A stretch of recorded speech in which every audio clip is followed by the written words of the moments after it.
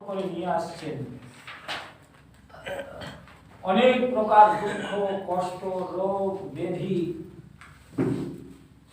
শোক, পীড়া, দুর্ঘটনা, যাতনা, ব্যথা, বেদনা, এই সমস্তের মধ্যেও তিনি আমাদের সঙ্গে থেকে আমাদেরকে সুরক্ষিত অবস্থায় রেখেছেন।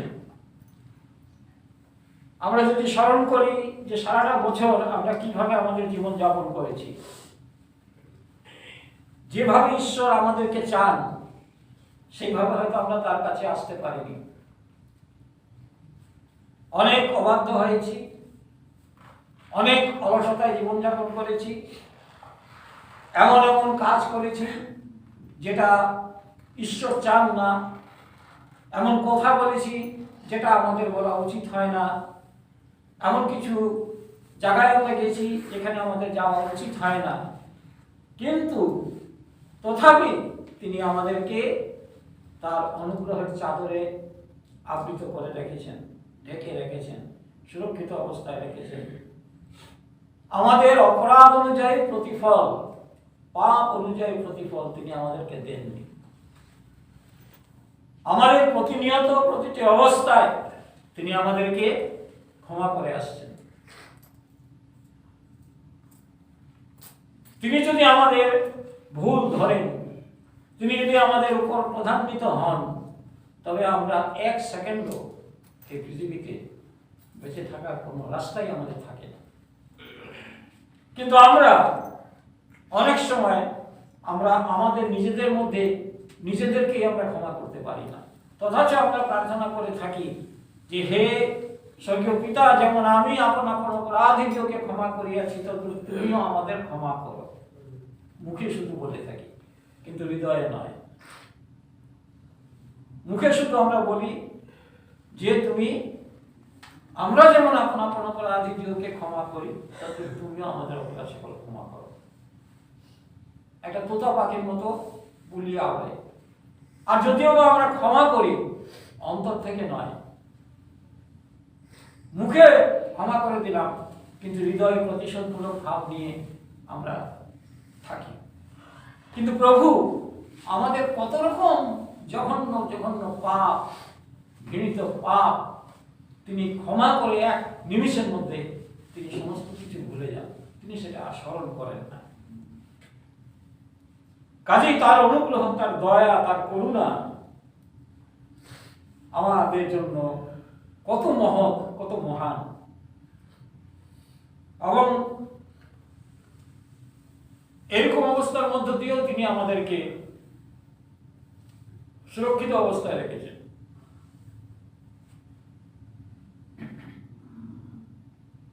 মানুষ ভয়ে, আতঙ্কে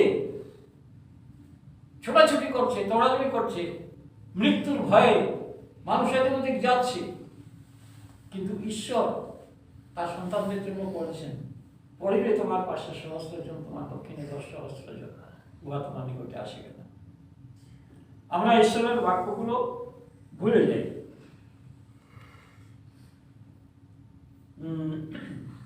আমরা বড়দিনে লুক 2 অধ্যায় থেকে অনেকেই জগতে পাঠ করে, অনেক কিছু বলে, কিন্তু এখানে কতগুলো কথা রয়েছে আমরা যদিও বা এখনো বড়দিনের সপ্তাহ চলছে, নতুন বছরে আমরা প্রবেশ করি নাই, তাই কয়েকটা বিষয় একটু বলি। যে 15 পদ থেকে আমরা পড়ব, উপর থেকে পড়ব না। দূতগণ তাহাদের নিকট হইতে স্বর্গে চলিয়া গেলে পর মেষপালকেরা পরস্পর কহিল, চলো আমরা একবার বেথলেহেম পর্যন্ত যাই এবং এই যে ব্যাপার প্রভু আমাদেরকে জানাইলেন তাহা গিয়া দেখি। পরে তারা শীঘ্র গমন করিয়া মরিয়ম ও যোসেফ এবং সেই জামপাত্রে শয়না শিশুটিকে দেখিতে পাইল। দেখিয়া বালকটির বিষয়ে যে কথা তাহাদেরকে বলা হইয়াছিল তাহা জানাইল। তাহাতে যত লোক মেষপালকগণের মুখে ওই সব কথা শুনিল, সকলে এই সকল বিষয়ে আশ্চর্য জ্ঞান করিবে, কিন্তু মরিয়ম সেই সকল কথা হৃদয়ের মধ্যে আন্দোলন করিতে করিতে মনে সঞ্চয় করিয়া রাখিলেন। আর মেষপালকদেরকে যেরূপ বলা হইয়াছিল তাহারা তদ্রূপ সকলেই দেখিয়া শুনিয়া ঈশ্বরের প্রশংসার স্তবগান করিতে করিতে ফিরিয়া আসিল।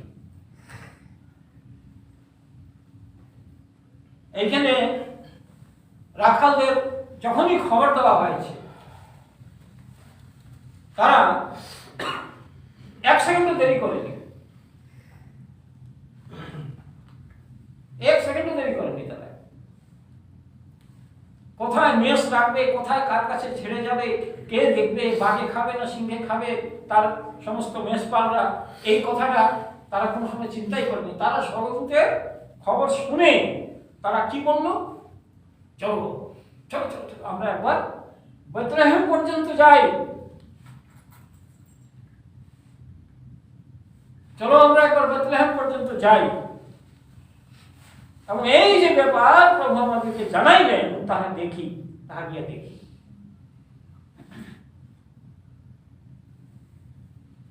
অনেক পুরানো, অনেক বছর আমরা এই সমস্ত কথা শুনেছি। আমরা যখন ঈশ্বরীয় কোনো বিষয় যখন জানতে পারি বা জানি, আমরা কি কোনো সময় রাখালদের মতো বলি চলো আমরা প্রভুর কাছে যাই?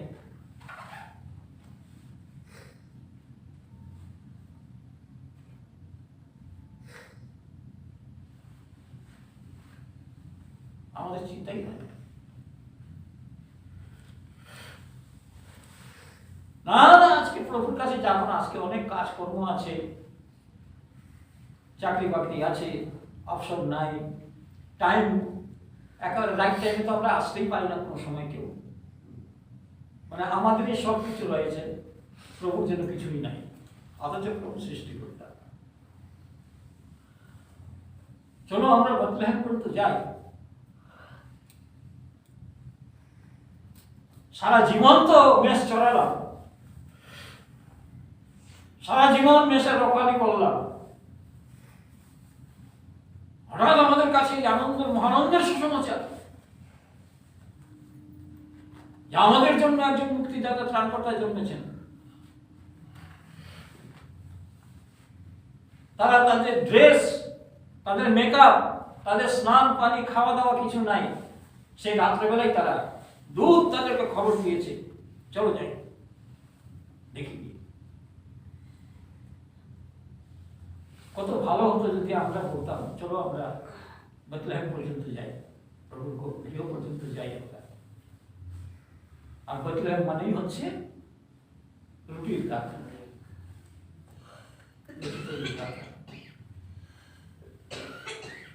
কারণ আমরা নশ্বর ভক্ষের জন্যই শ্রম করে থাকি।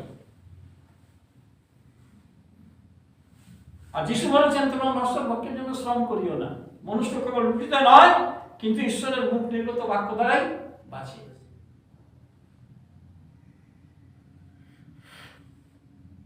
আমরা রুটির চিন্তা, সংসারের চিন্তা, কাজের চিন্তা, জগতের চিন্তা এই সমস্ত মধ্যে এমনভাবে জড়িয়ে পড়ছি যে আমাদের বেথলেহেম পর্যন্ত মানে যিশুর কাজ পর্যন্ত যাওয়া আমাদের ভয় ওঠে না। যাক এটা গেল, তারা গিয়ে সেটা দেখে এইরকম আনন্দ তাদের জীবনে কখনো হয়নি যে আনন্দ তারা উপভোগ করল। এবং আনন্দে তারা শুধু নিজেরা উপভোগ করেনি, অন্যকেও সেই আনন্দ বিলাতে বিলাতে তারা আসে। যাকেও পাচ্ছে তাকে খবর দিচ্ছে, যাকেও পাচ্ছে তাকে বলছে, চুপ থাকছে না। তারা ওই তাদের ছাগলের কথা, ভেড়ার কথা, মেষের কথা তারা ছেড়ে দিয়েছে। এই আশ্চর্য একটা ঘটনা, আশ্চর্য একটা সংবাদ যে স্বর্গদূত কোনোদিন তারা চিন্তা করতে পারেন যে স্বর্গদূত তাদেরকে দেখা দেবে। পণ্ডিতরাও, তিনি পণ্ডিত সেরকম করেনি, এই রাখালরা যেটা করেছে। তারা চুপ থাকতে পারে। আমরা যদিও প্রভুর কাছে যাই, প্রভুর কাছে গিয়ে তার অনুগ্রহ পাই বা তাকে পাই, পেয়ে আমরা নিজেরাই ভোগ করতে থাকি। আমরা নিজেদের কাজ নিয়ে ব্যস্ত থাকি, আমরা নিজেদের খাওয়া দাওয়া নিয়ে ব্যস্ত থাকি, নিজেদের ফ্যাশন নিয়ে ব্যস্ত থাকি, নিজেদের ঘর নিয়ে ব্যস্ত থাকি, নিজেদের সংসার নিয়ে ব্যস্ত থাকি। আমরা যাকে পাই তাকে প্রভুর কথা আমরা বলি না। চিন্তা করে দেখো, ভালো একটু সুযোগ পেলেন, কারণ এমন একটা আনন্দ, স্বর্গীয় আনন্দ, যে সেটা যে পেয়েছে সে চুপ করে থাকতে পারে না। কখন সে চুপ করে থাকতে পারে? লোকে তাকে পাগল বলতে পারে, অনেক কিছু বলতে পারে, কিন্তু সে চুপ থাকবে। আমি অনেক আগে একটা ঘটনা বলেছিলাম, যে একটা গির্জাঘর, আর গির্জাঘরের মধ্যে মানুষ ভর্তি, আর পাস্টারবাবু প্রচার করছেন ঈশ্বরের প্রেম, ঈশ্বরের দয়া সম্বন্ধে। লাস্টে একজন বিশ্বাসী ঢুকেছে একদম গির্জার পিছনে, কোন সামনে তো আসার জায়গায় নেই, গির্জার একবারে সবার পিছনে বসেছে, ময়লা কাপড়। আর পাস্টারবাবুর কথা শুনতে শুনতে ওই পিছন থেকে সে চিৎকার করে উঠছে, hallelujah praise the lord, hallelujah praise the lord. তখন সামনে সব মানুষরা এরকম পিছন দিকে তাকিয়ে দেখছে, সবার ডিস্টার্ব হচ্ছে। সব বিশ্বাসীরা বলছে, আপনি চুপ করে বসুন, চুপ করে বসুন, আপনি মনে মনে বলুন হালেলুয়া প্রেজ দ্য লর্ড। আবার পাস্টারবাবু প্রচার করছে, আবার চুপ করে থাকতে পারছে না, আবার চিৎকার দিয়ে উঠছে, লাফ দিয়ে উঠে বলছে, hallelujah praise the lord, hallelujah, ধন্য যিশু। আশেপাশে যারা ছিল সামনে একবার বলছেন, আপনি এইবার একবার চিৎকার দিবেন না, চুপ করে বসবেন, না তো গির্জা থেকে বের করে দেবে। মাথা নাড়িয়ে আবার চুপ করে বসছে। কিন্তু বিশ্বাসের বাক্য শুনতে শুনতে তার হৃদয় এমন ডাকবক করতে আরম্ভ করলো, আবার সে লাফ দিয়ে চিৎকার দিয়ে উঠছে। তখন পাস্টার বলছে, আপনি চুপ করে বসুন, নাই তো বাড়ি যান। আবার চুপ করে বসছে। আবার পাস্টারবাবুর কথা শুনতে শুনতে আবার সে চিৎকার দিয়ে উঠেছে। তখন পাস্টার বলছে, তুমি একে বের করো। একদিকে একজনে ধরেছে হাতে, আরেকদিকে হাতে ধরে চেক গলা করে ওকে বের করে নিয়ে যাচ্ছে। তখন সে বলছে, হালেলুয়া, ধন্য যিশু। যিশু বসেছিলেন একটা গাধার উপর, আমি বসেছি দুটো গাধার উপর, হালেলুয়া প্রেজ দ্য লর্ড।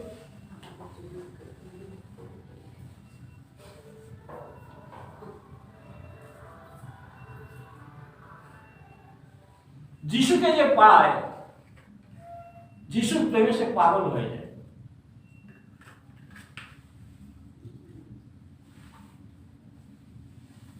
আমরা গানেও করি, হ্যাঁ, রাজেন ফকিরের একটা গান আমরা করি,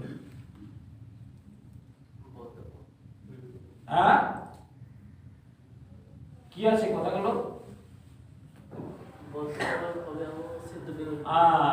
বদ্ধ পাগল কবে হব, সিদ্ধ প্রেমে ডুবে দেব।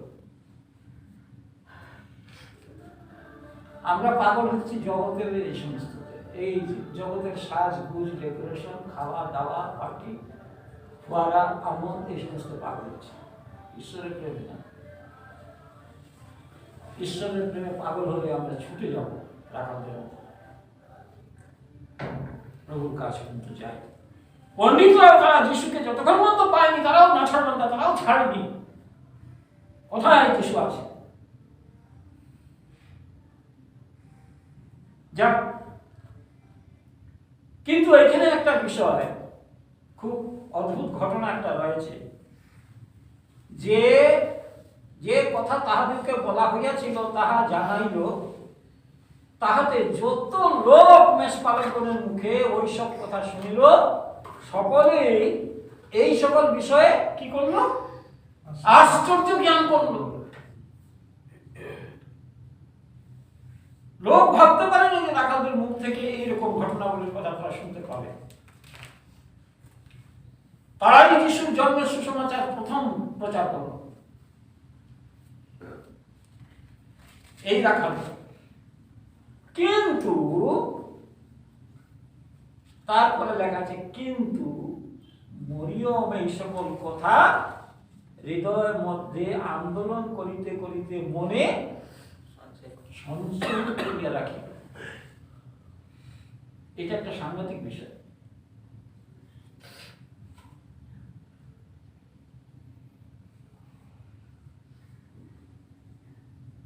মরিয়ম তার মনের মধ্যে এই সমস্ত কথা সে কি করলো? সঞ্চয় করল। মানে মনের মধ্যে সঞ্চয় করে রাখলো, মানে হ্যাঁ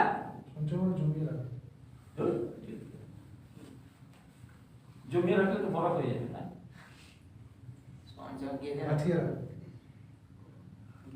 মনের মধ্যে জোগাড় করে রাখলো, সেখানে মনের মধ্যে ভর্তি করে রাখলো। কি কথাগুলো সে মনের মধ্যে সঞ্চয় করে রাখলো? জগতের কথা, জগতের কথা সঞ্চয় করে রাখলো। সমস্ত ঈশ্বরীয় কথা, ঈশ্বরীয় বাক্য, ঈশ্বর রাখালদের কি বলেছেন, স্বর্গদূতরা কি বলেছে তাদেরকে, এবং রাখালরা কি প্রচার করছে, কি বলছে, তারা কি দেখতে পেল, রাখালরা কি সংবাদ পেল, স্বর্গদূতরা এসে তাদেরকে কি বলল, স্বর্গদূতদের ওই গান তারা শুনল, উদ্ধরকে ঈশ্বরের মহিমা পৃথিবীতে তার প্রতিপাত্র মনুষ্যদের মধ্যে শান্তি। এই সমস্ত কথা ঈশ্বরীয় বাক্য সব কি করে রাখলো? মনের মধ্যে সঞ্চয় করে রাখলো।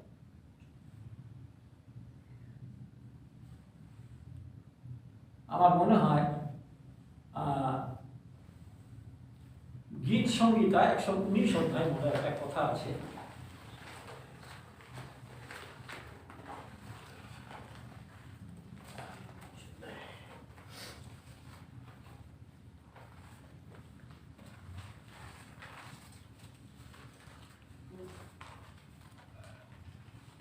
গীত সংহিতা 119 অধ্যায় রাজা দাউদ কি বলছেন? গীত সংহিতা 119 অধ্যায় রাজা দাউদ, গীত সংহিতা 119 অধ্যায় 11 পদে কি বলছেন? তোমার বচন আমি হৃদয়ের মধ্যে সঞ্চয় করিয়াছি, যেন তোমার বিরুদ্ধে পাপ না করি।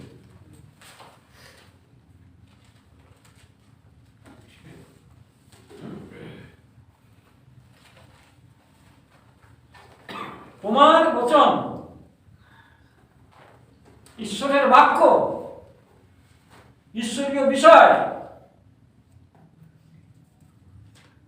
ঈশ্বরীয় আলাপ আলোচনা, ঈশ্বরীয় উপদেশ, এটা কি করছি আমি? আমার হৃদয়ের মধ্যে কি করে রেখেছি? সঞ্চয় করিয়াছি, যেন তোমার বিরুদ্ধে পাপ না করি।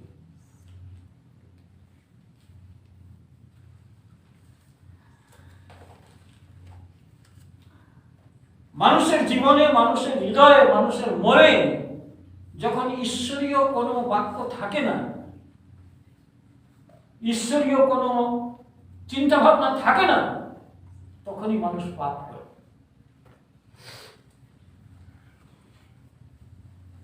তখনই মানুষ পাপের পতিত হয়। সে যে কখন পাপ করে ফেলেছে সে নিজেও বুঝতে পারে না। কারণ কি? তার হৃদয়ে ঈশ্বরের বাক্য নেই। তার হৃদয়ে অন্তরে ঈশ্বরের বাক্য নেই, মানে ঈশ্বর নেই। সে ঈশ্বরের বাক্য সঞ্চয় করে রাখেনি।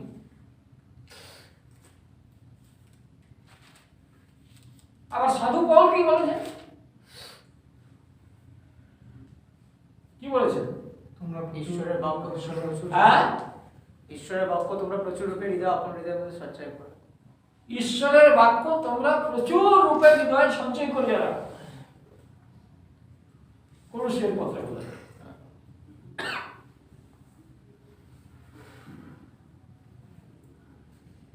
আমাদের জীবন, আমাদের আচরণ, আমাদের কথাবার্তা দেখলেই বোঝা যাবে যে আমরা কতটুকু ঈশ্বরের বাক্য জানি আর কতটুকু ঈশ্বরের বাক্য আমরা হৃদয়ের মধ্যে সঞ্চয় করে রাখি। কারণ তার বাক্যই হচ্ছে আমার চরণের প্রদীপ।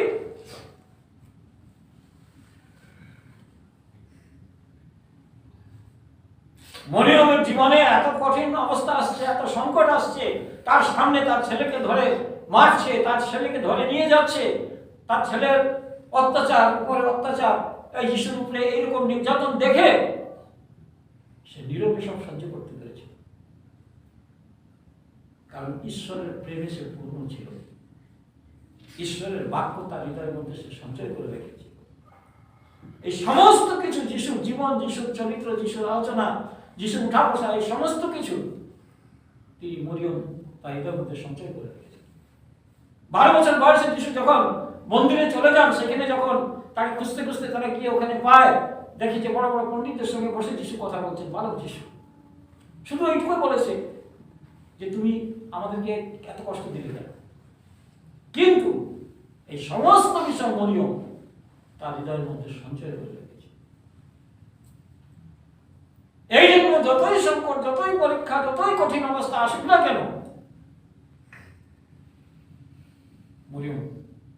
মরিয়মের মধ্যে ছিল।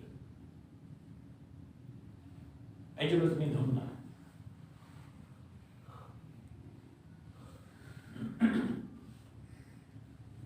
এই জন্য বাইবেলে মরিয়মকে মণ্ডলীর সঙ্গে তুলনা করা হয়।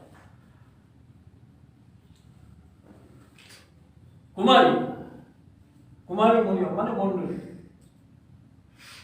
এবং মরিয়মের মতো হলি, পবিত্র এবং এইরকম ঈশ্বরীয় বাক্য সঞ্চয় করে যে মণ্ডলীর মধ্যে রেখেছে, সেই মণ্ডলীতে অনেক কিছু আসতে পারে, সেই কঠিন অবস্থা আসতে পারে, কিন্তু তার উপরে পাতালের বিরুদ্ধে কখনো প্রবল হবে না। কারণ তার হৃদয়ের মধ্যে, সে মণ্ডলীর মধ্যে যারা আছে তারা প্রচুর ঈশ্বরের বাক্য সঞ্চয় করে রেখেছে। ওইখানে কোনো ঝগড়া, কোনো অশান্তি, কোনো ঘোটাঘুটি, কোনো কিছু থাকবে না, কোনো কিছু থাকবে না।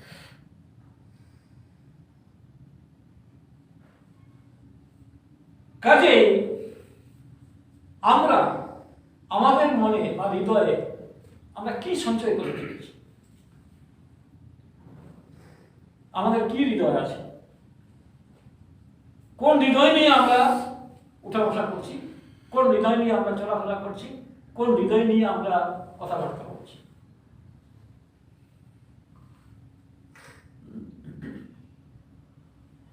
এই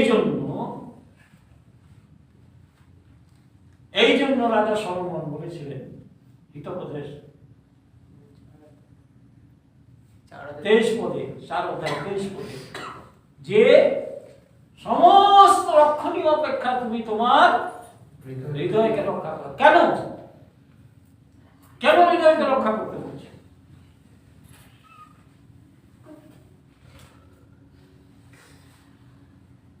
সাধু পৌল বলছেন তোমার হৃদয় ঈশ্বরের মন্দির, আর এই মন্দির যে নষ্ট করবে, ঈশ্বর তাকে বিনষ্ট করবে।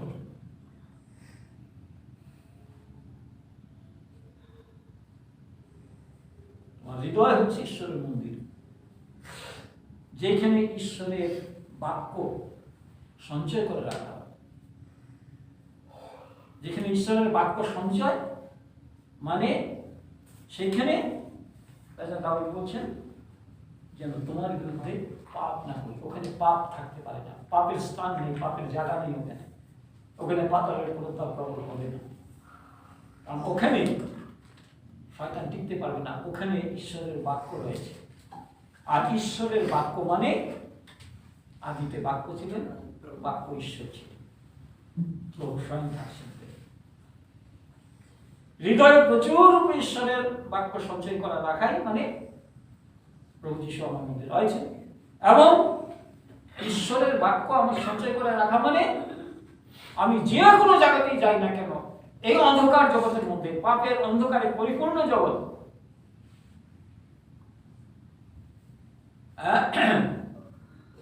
যিশায়া 60 অধ্যায় 1-2 পদ পড়ো দেখি, মানে কি লেখা আছে দেখো।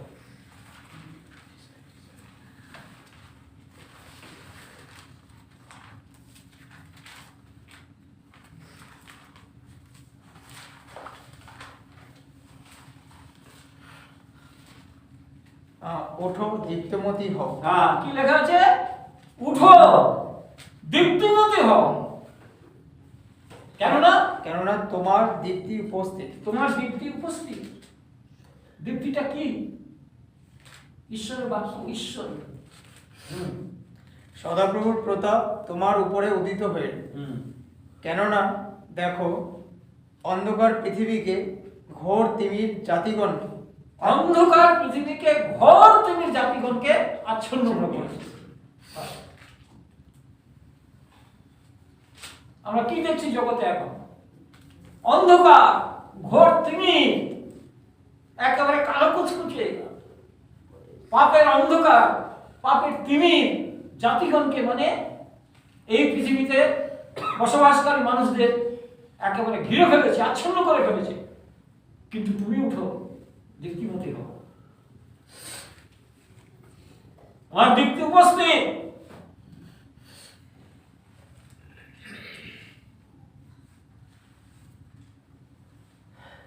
আর এই দীপ্তি হচ্ছে ঈশ্বরের বাক্য আমার চরণের করি। তিনি হচ্ছেন ধর্মভানু, তিনি হচ্ছেন ধর্ম সূর্য। তোমার দীপ্তি উপস্থিত মানে যিশুর আগমন সন্নিকট। তোমার দীপ্তি উপস্থিত, আর দেরি নয়। কোনো ভয় নেই, কোনো কিছু নেই। প্রভু আসছেন, তোমার দীপ্তি উপস্থিত। কারণ ঘোর তিমির এবং অন্ধকার এই জগৎকে একেবারে আচ্ছন্ন করে ফেলেছে। আমরা তো তাই দেখছি জগতের অবস্থা। কাজে এইরকম সময়, এরকম অবস্থার মধ্যে আমাদের হৃদয়, আমাদের অন্তর একেবারে প্রভুময় হওয়া দরকার। এবং প্রভুর বাক্যে আমাদের হৃদয় ভর্তি থাকবে। জগতের কোনো বাক্য নয়, জগতের কোনো আলোচনা নয়, জগতের কোনো কিছু বিষয় নয়, কিন্তু ঈশ্বরের বাক্য। মানুষ যখন বসে আলাপ করে, আলোচনা করে, তার মুখ দিয়ে যে কথাগুলো বার হয় সেটাই তার হৃদয়ে থাকে। মানুষের হৃদয়ে যা থাকে সেটাই তার মুখ দিয়ে হয়, বার হয়। হৃদয়ে যদি ঈশ্বরের বাক্য থাকে, প্রচুর রূপে ঈশ্বরের বাক্য যদি সে সঞ্চয় করে রাখে, সে যখন কথা বলবে তখন ঈশ্বরের বাক্যই তার মুখ দিয়ে বেরিয়ে আসবে।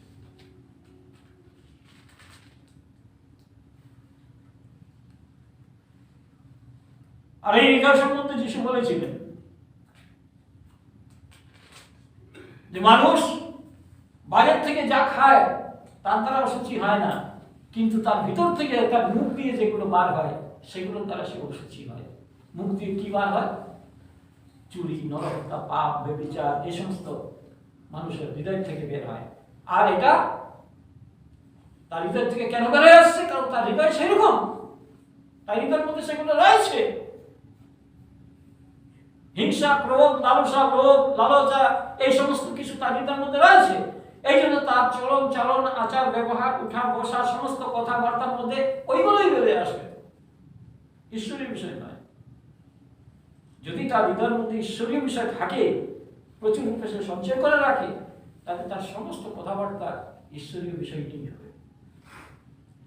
যিশু যখন 3.5 বছর এই জগতে ছিলেন, তিনি কোনো জাগতিক আলাপ করেন, সব সময় ঈশ্বরের রাজ্যের বিষয় তিনি মানুষের কাছে বলতেন, প্রকাশ করতেন। কারণ কি? তিনি এই জগতের লোক ছিলেন না, তিনি অন্য জগতের লোক ছিলেন। তিনি যেখান থেকে এসেছেন সেখানকার কথাই তিনি বলতেন। আমরা কোথা থেকে এসেছি?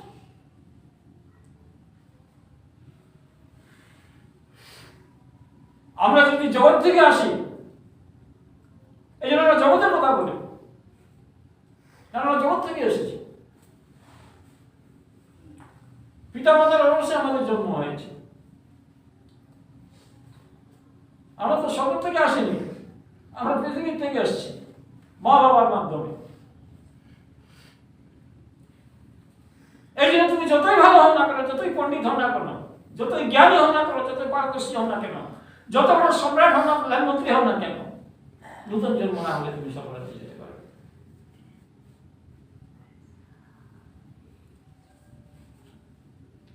তুমি নূতন না হলে স্বর্গীয় জন্ম না হলে, ঈশ্বরীয় সন্তান না হলে তুমি স্বর্গে যেতে পারো। নিকোদিমাস এরকম একজন পণ্ডিত ছিলেন, যিশুর কাছে এসে ভালো ভালো কথা বলতো, যিশুকে বিশ্বাস করতো, কিন্তু তার নতুন জন্ম নেই। তা দেখি না, কারণ সে জগতের থেকে এসেছে, জগতের বিষয়াশ্রয় তার মধ্যে থাকবে, জগতের চিন্তা ভাবনা তার মধ্যে থাকবে, কারণ সে জগতের লোক। জগতের অনেক ভালো ভালো লোক আছে যারা নেশা করে না, ভাঙ করে না, গরিবকে দান করে, অমুক করে দেয়, আমার অনেক কিছু দেখা, কিন্তু তারা জগতের লোক। জগতের প্রচুর লোক আছে, তার মানে কেনা স্বর্গে যাবে? জগতের লোক, ওই জগতের লোক, ওই জগতের লোক হলে তাকে নতুন জন্ম নিতে হবে। আর নতুন জন্ম যিশু ছাড়া কেউ, যিশুর কাছে না আসলে কেউ নতুন জন্ম নিতে পারে না, নতুন হতে পারবে না। ওই পুরাতন নেচার, পুরাতন স্বভাব, পুরাতন বিষয় আসে, পুরাতন চিন্তা ভাবনা, পুরাতন জ্ঞান, এই সমস্ত কিছু তার মধ্যে থাকে। এই এখন ভালো আছে, 5 মিনিটের মধ্যে সে অন্যরকম হয়ে যেতে পারে। নতুন জন্ম হলে সে ঈশ্বরের আত্মাটা চালিত হতে পারে। নতুন জন্ম হয়েও অনেকে নষ্ট হয়ে যায় যদি ঈশ্বরীয় বিধিপথে না চলে। পরিত্রাণ পেয়েও মানুষ বিপদে গেছে, অনেক ভালো ভালো লোক নষ্ট হয়ে গেছে। কারণ একটা মানুষ যদি সৎ পথে যায়, তাকে শয়তান নষ্ট করার জন্য আপনার চেষ্টা করতে থাকে, কিন্তু সে যদি, তার যদি কোনো গাইডেন্স না থাকে, তাকে রক্ষা করার জন্য যদি কিছু না থাকে, তাহলে সে একলা নিজেকে রক্ষা করতে পারবে না। যার জন্য ঈশ্বর মণ্ডলী স্থাপন করেছেন। তুমি পরিত্রাণ পেয়েছো, নতুন জন্ম পেয়েছো, সেটাকে রক্ষা করার জন্য, শেষ পর্যন্ত দৌড়াবার জন্য, পৌঁছাবার জন্য তোমাকে একটা সরাইখানার মধ্যে রাখা হয়েছে। আর সেই সরাইখানা হচ্ছে মণ্ডলী। তুমি এখানে থাকো, এইখানে তোমাকে লালন পালন করা হবে, এইখানে তোমাকে গাইড করা হবে। না তো মণ্ডলীর কোনো দরকারই ছিল না। যদি সবাই নিজের নিজের ঘরে পণ্ডিত হয়ে স্বর্গে চলে যায়, তাহলে মণ্ডলী স্থাপন কেন করলেন ঈশ্বর? কোনো দরকার ছিল?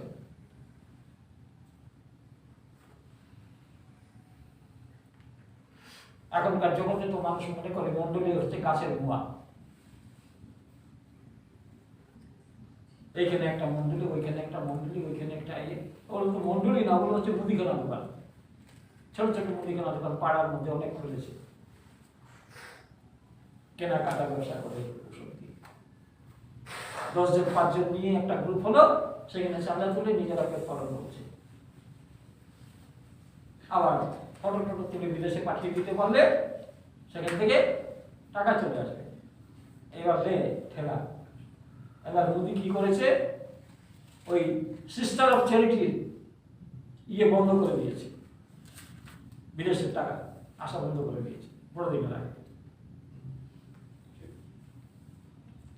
যদিও বলছে ওটা আমরা বন্ধ করিনি, ওটা রিনিউ করার জন্য আমরা করেছি, লোক করেছি, কিন্তু ওটা আসলে তা নয়, কিন্তু ওটা লোক হয়ে যায়।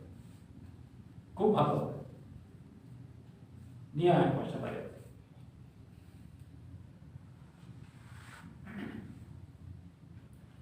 কাজে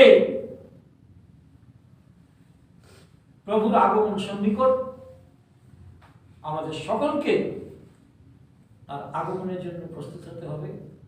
ঈশ্বরের বাক্য এখন এমন একটা অবস্থা জগতের মধ্যে চলছে, এমন কঠিন অবস্থা, এমন সংকটপূর্ণ সময়, পরীক্ষামূলক সময়, এইদিকে প্রাকৃতিক দুর্যোগ, ভয়, ত্রাস, মৃত্যু নাপিয়ে বেড়াচ্ছে চারদিকে, কখন কার কি হয়। এইরকম অবস্থার থেকে রক্ষা পাওয়ার জন্য ঈশ্বরের বাক্য ছাড়া আর কোনো রাস্তা নেই। ঈশ্বরের সঙ্গে সংগতি, ঈশ্বরের সঙ্গে সম্পর্ক একেবারে আরো নেবে, আরো তার কাছে আসা, আরো তার চরণতলে লুটিয়ে পড়া, তার দয়া ভিক্ষা করা। কারণ যে তেল আমাদের আছে, লাস্টে হয়তো দেখা যাবে যে ওই পাশে নিরুদ্ধি কুমারীর মতো আমরা দৌড়াদৌড়ি করবো, টাউটি করবো তেল আনার জন্য। আর ওই করতে করতে বয়সের সঙ্গে যাত্রীরা আসলটা সুযোগ দিলে চলে যাবে।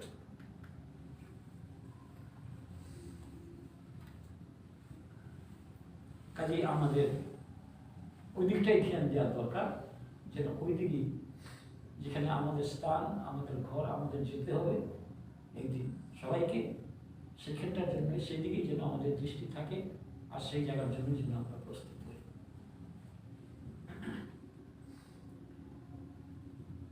আরও অনেক বিষয় রয়েছে বলার, কিন্তু ওগুলো এখন বলা যাবে না, কারণ বেশি রাত আমি করতে পারছি না। প্রভুর এই সমস্ত বিষয় নিয়ে আমরা আলোচনা করব, যে আমাদের হৃদয়ে আমরা, আমাদের অন্তরে আমরা এগুলো সঞ্চয় করে রাখব। কারণ যিশায়া 7 অধ্যায়ে যেটা প্রভুর প্রথম আগমনের সম্বন্ধে যেটা লেখা আছে, যে একটি বালক আমাদেরকে দত্ত হইল, আর তার নাম হবে ইম্মানুয়েল, আমাদের সহিত ঈশ্বর। আমাদের সহিত ঈশ্বর, একদম খোলা, খোলা। ওইটা এখনো হয়নি, কিন্তু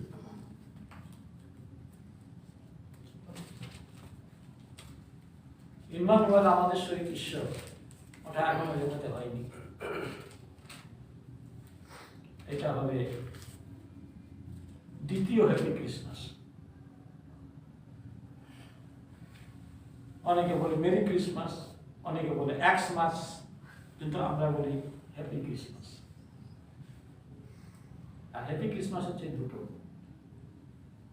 একটা হচ্ছে প্রভু যিশুর জন্মদিন, আর একটা হচ্ছে প্রভু যিশুর দ্বিতীয় আগমন। এই জন্মদিনটাও প্রভুর প্রথম আগমন, এবং দ্বিতীয় আগমনটাও প্রভুর দ্বিতীয় আগমন। প্রথম আগমন না হলে দ্বিতীয় আগমন হয় না। এই জন্য ইম্মানুয়েলটা তখন হবে, তোমাদের একটু বাইবেল থেকে দেখিয়ে দিই, তাহলে মাথার মধ্যে ঢুকবে একটু ভালো।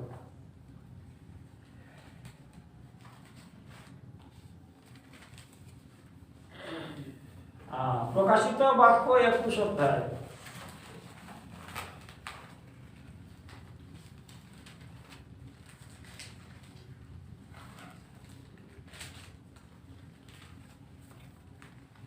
প্রকাশিত বাক্য 21 অধ্যায় 2-3 পদ পড়ি। আর আমি দেখিলাম পবিত্র নগরী নূতন জেরুসালেম স্বর্গ হইতে ঈশ্বরের নিকট হইতে নামিয়া আসিতেছে, সে আপন বরের নিমিত্ত বিভূষিতা, কন্যার ন্যায় প্রস্তুত হইয়াছিল। পরে আমি সিংহাসন হইতে উচ্চবাণী শুনিলাম, দেখো মনুষ্যদের সহিত ঈশ্বরের আবাস, ইম্মানুয়েল। এইখানে হচ্ছে ইম্মানুয়েল, তাহাদের সহিত বাস করিবেন। দেখো মনুষ্যদের সহিত ঈশ্বরের আবাস, তিনি তাহাদের সহিত বাস করিবেন, এবং তাহারা তাহার প্রজা হইবে, এবং ঈশ্বর আপনি তাহাদের সঙ্গে থাকিবেন ও তাহাদের ঈশ্বর হইবেন। এই যিশায়া 7 অধ্যায় এটা সেইখানে পূর্ণ হবে, যে আমাদের সহিত ঈশ্বর, ইম্মানুয়েল। প্রকাশিত বাক্য 21 অধ্যায় যেটা দেওয়া হয়েছে,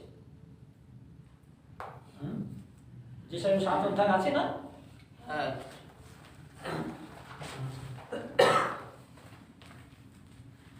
দেখো এক কন্যা গর্ভবতী হইয়া পুত্র প্রসব করিবে, ও তাহার নাম ইম্মানুয়েল, আমাদের সহিত ঈশ্বর রাখে।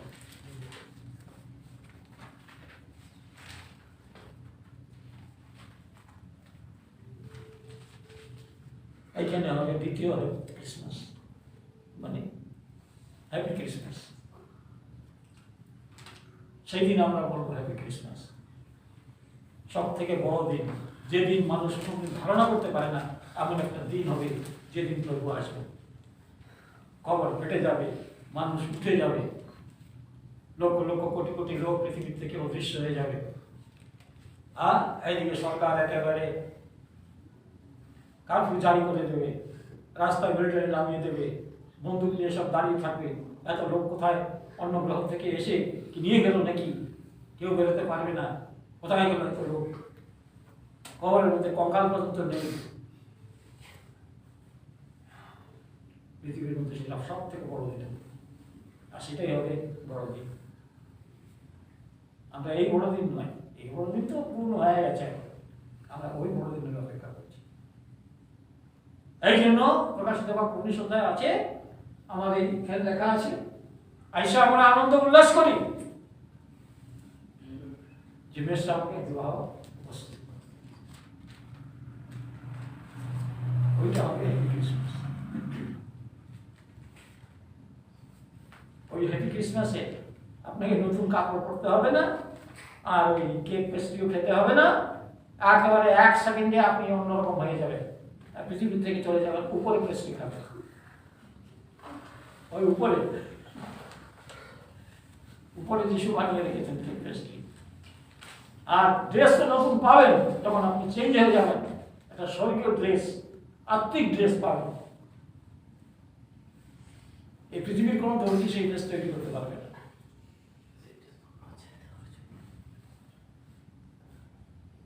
ওই রকম হ্যাপি ক্রিসমাস দেয়। আমরা ওই ক্রিসমাসের জন্য অপেক্ষা করছি। ওই ক্রিসমাসের জন্য আমাদেরকে এখন সাজগোজ করতে হবে, আমাদের সব কিছু চেঞ্জ করতে হবে। এই ক্রিসমাসে যে সাজগোজ আমরা করি এগুলো পৃথিবীতেই থেকে যাবে, কিন্তু ওই ক্রিসমাসের যে সাজগোজ একবারে আমাদের সঙ্গে চলে যাবে, সেটা হবে চিরস্থায়ী সাজগোজ। হ্যাঁ, আমরা ধন্যবাদ করি।